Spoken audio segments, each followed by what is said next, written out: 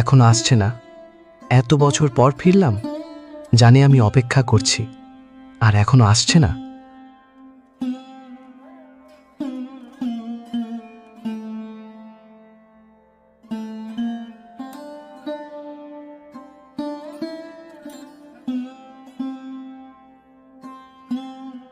এত দেরি ইচ্ছে করে। কেন?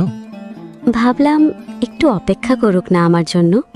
আমি তো 4 বছর অপেক্ষা করলাম, আর তুমি 10 মিনিট করতে পারবে না? না, আসলে তা না। আমি আসলে ভাবছিলাম তুমি হয়তো আসবে না। আমিও ভাবছিলাম আসা উচিত হবে না। তাহলে এলে কেন? কিছু বলতে, আর সে কথা না বললে অসম্পূর্ণ থেকে যাবে। তোমাকে দেখে মনে হচ্ছে অনেকদিন ঠিকমতো ঘুমাওনি। ঘুম আসে, কিন্তু স্বপ্নগুলো ঠিক করে ঘুমাতে দেয় না। তবে তুমি ঠিক আগের মতোই সুন্দর আছো। তুমি এখনো সত্যি বলতে শিখলে না? আমি সত্যি ছাড়া মিথ্যা বলতে পারি না। জানো, 5 বছর আগে ঠিক এই জায়গাতেই আমি তোমার হাত ধরেছিলাম। আর আমি বলেছিলাম হাত ছাড়বে না তো? আমি তো ছাড়িনি। জানি। মনে আছে প্রথম দিন তুমি আমাকে কি বলেছিলে? বলেছিলাম আমার পিছনে ঘুরে কোনো লাভ নেই। আর আমি বলেছিলাম একদিন তুমি নিজেই আমার পাশে এসে বসবে। কি অহংকার ছিল তোমার! অহংকার না, বিশ্বাস ছিল। বিশ্বাস। জানো, আমি এখনো সেই বিশ্বাসটা হারাইনি।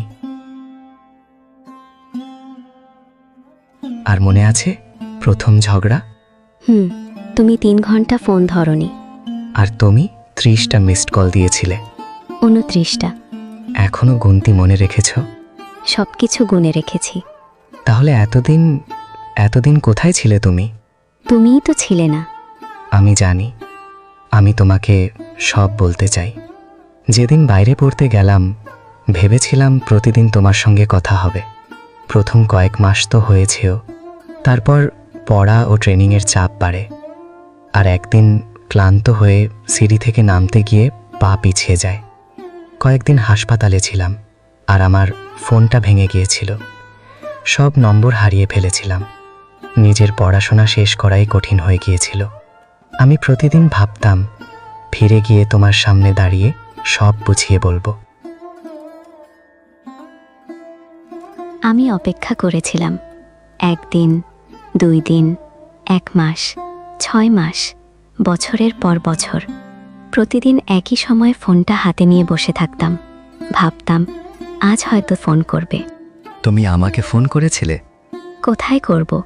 তোমার নম্বর বন্ধ। তোমার কোনো খবর কেউ জানে না। তুমি যেন পৃথিবী থেকেই হারিয়ে গিয়েছিলে। আমি ফিরে এসেছি নীলা। এবার সব ঠিক করে দেব। আজ তোমাকে কেমন যেন লাগছে? কেমন? যেন অনেক দূরের মানুষ। দূরের মানুষও কখনো খুব আপন হয়। আর আপন মানুষ কখনো কখনো খুব দূরে চলে যায়। কি হয়েছে নীলা? কিছু কথা আছে। বলো। তুমি রাগ করবে। আগে বলো।